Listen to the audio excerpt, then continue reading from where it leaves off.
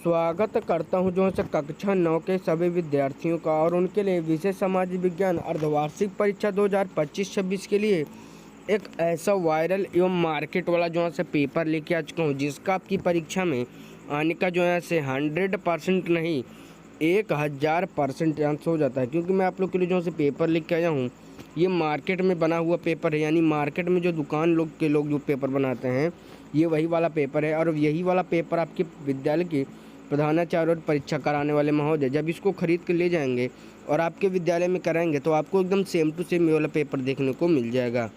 तो आप लोग निश्चिंत हो जाइए, क्योंकि ये वाला पेपर आपको मिलेगा।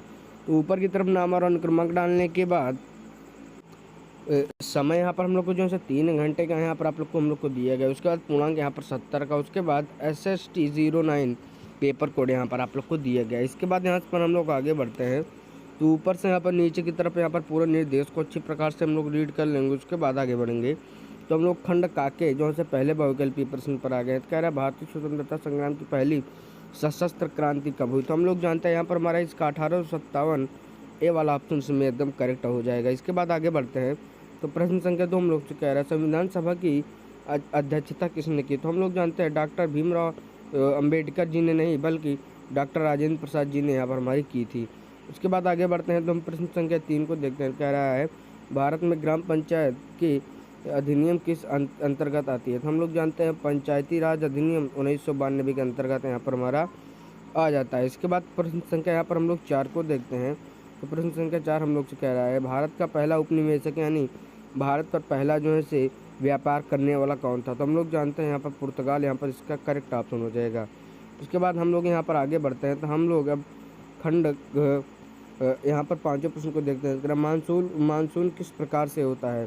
तो दक्षिण पश्चिम मानसून यहाँ पर हमारे इसमें करेक्ट हो जाएगा। उसके बाद हम लोगों ने जो है अपना पूरा खंड का हल कर लिया था, हम लोग खंड यहाँ पर खा में आ गए हैं। यहाँ पर हम लोग से लघु उत्तरीय प्रश्न कह रहा है, तो हम लोग आगे बढ़ते हैं। यहाँ पर हम लोग जो है देखते हैं तो कह रहा है कि लघु उत्तरीय प्रश्न और प्रत्येक प्रश्न यहाँ पर हमारे 2 अंक के हैं।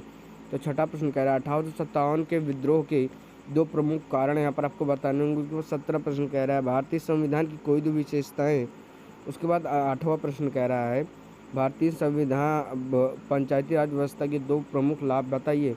9वां प्रश्न कह रहा है भारत के प्रमुख नदियों और उनके स्रोत के बारे में यहाँ पर आपको बताना होगा। उसके बाद अंतिम प्रश्न कह रहा है भारत में कृषि के 2 प्रकार बताइए। उसके बाद हम लोग यहाँ पर खंड गाँव में आ गए। यहाँ पर मध्यम उत्तरीय प्रश्न और प्रत्येक प्रश्न 3 अंक हैं।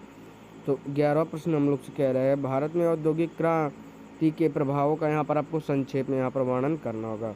इसके बाद 12वें प्रश्न को देखते हैं। कर स्वतंत्रता संग्राम में महात्मा गांधी की कोई 3 यहाँ पर आपको प्रमुख यहाँ पर भूमिका बतानी होगी। उसके बाद 13वें प्रश्न को देखते हैं। कह रहा है भूगोल में अक्षांश और देशांतर रेखाओं का महत्व बताइए।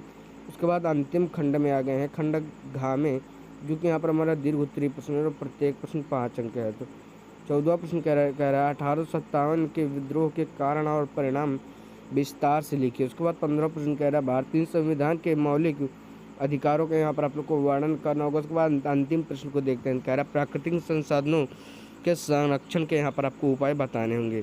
तो हम लोगों ने अपना पूरा पेपर हल कर लिया। तो मैं ऐसा करूँगा कि अगर आप लोग चैनल पर पहली बार आए होंगे तो इस चैनल को अभी के अभी तुरंत के तुरंत सब्सक्राइब करेंगे। और सामाजिक विज्ञान की तरह हिंदी, इंग्लिश, गणित, विज्ञान, सामाजिक विज्ञान जैसे और भी पेपर को देखने के लिए हमारे चैनल के अंदर आप लोग चले जाइए। वहाँ पर आपको कक्षा 9 के नाम से प्लेलिस्ट बनी हुई दिख जाएगी। और अभी आप लोग 9th में, आप लोग 10th से 12th तक के बीच में जहाँ जिस भी क्लास में जाएंगे आप लोग को ऐसे पेपर कराया जाएगा।